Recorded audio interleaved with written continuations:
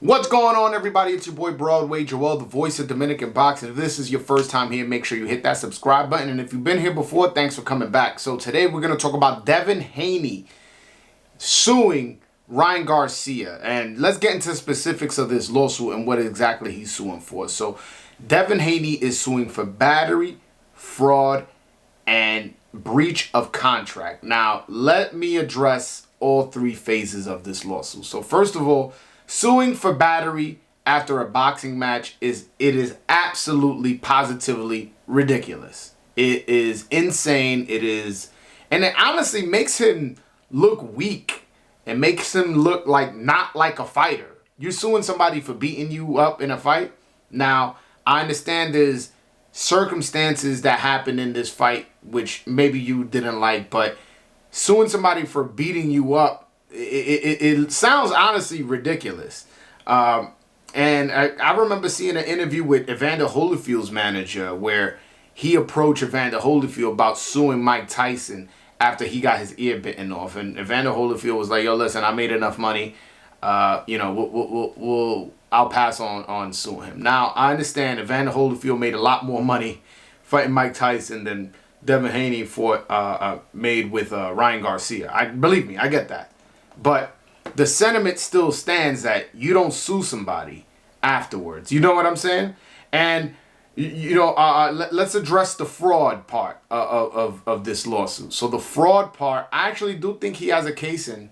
I do think he has an argument as to say that, his intentions was never to make weight as well as come in using a performance-enhancing drug where he was, in negotiations misled to know that he was in a disadvantage.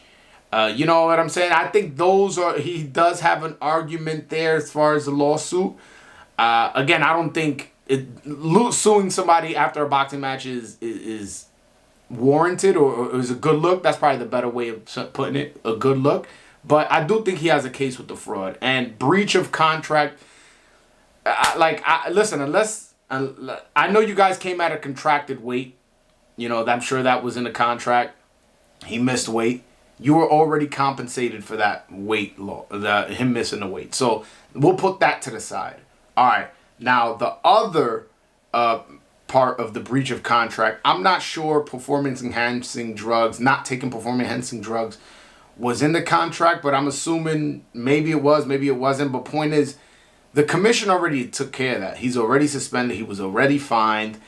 He was already punished for this. Now, I don't see how he can get any kind of, money from breach of contract. I really don't. You know what I'm saying? But again, I actually do think he has a case for a lawsuit. It's not something I would recommend, but I do think he has a case for a lawsuit against Ryan Garcia. I do think that the fraud, saying that, he didn't come to the negotiations in good faith, both with the weight and with the intentions of not using performance-enhancing drugs. And I do think that if he added to his lawsuit, hey, reputation damage or defamation or something along those lines, saying, hey, this loss of me getting dropped 3 times on pay-per-view, main event, for the 140 WBC title, losing like that, hurt my stock. I do think that people look at Devin Haney much differently than they did before the Ryan Garcia fight, and it's because of the loss. You got what I'm saying? And then when you take into consideration I wouldn't say the reason he lost, but in his mind, the reason he lost is because this guy missed weight intentionally and then used performance-enhancing drugs intentionally. So, I do think that next time Devin Haney goes to the negotiating table to negotiate with somebody for a fight, he won't have the leverage he had before this fight. So I do think he has a case there. But again, it's not something I would recommend. And the fact that he chose to go this route, I'm not sure he could ever recover from this reputation-wise. I think this is going to hurt his legacy, his reputation forever. The fact that you took somebody to court for battery after a boxing match. And also, this also shows me you haven't recovered mentally.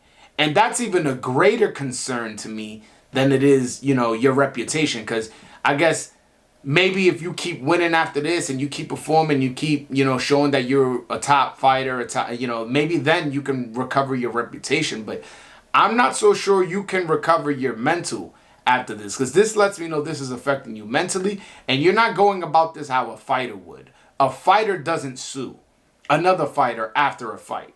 You know what I'm saying? You either try to get another fight with him, you talk bad about him in the media, or whatever you do. But suing, I don't think, is the action of a fighter. And listen, I'm somebody who, I've had a live here on this channel before where I said, I don't understand why people hate Devin Haney so much and why he had such negative attention and all this. So I'm not a Devin Haney hater. You get what I'm saying? This is just me assessing the situation. And I didn't come out and make this video right away. I waited until I saw what Haney had to say and what the reports were, what Ryan had to say, Oscar, Bill Haney, Eddie Hearn. I waited until all those people spoke on it to make my video and make my assessment, where I'm not jumping out the window, because it might be certain things I didn't know that what happened, you know, and maybe the lawsuit is legitimate, and where I feel it is something I would have done. But this is something I wouldn't have done, especially the way the lawsuit is written out. I don't know who's your lawyer, man. He got one of them lawyers that when you go in to fight a parking ticket, they outside standing and they go, hey man, I'll represent you for $100 or something. The way this lawsuit was written out, I honestly doubt he wins this case. I think it gets thrown out. And if he does get some kind of money, I don't think it's much. You know what I'm saying? Especially the fact that he didn't include reputation damage in the lawsuit. But alright guys, that's my video. Hopefully you guys enjoyed the video. Make sure you hit that like and subscribe button. Go to BroadwayJoel.com, buy a Dominican boxing shirt. And until next time guys, peace.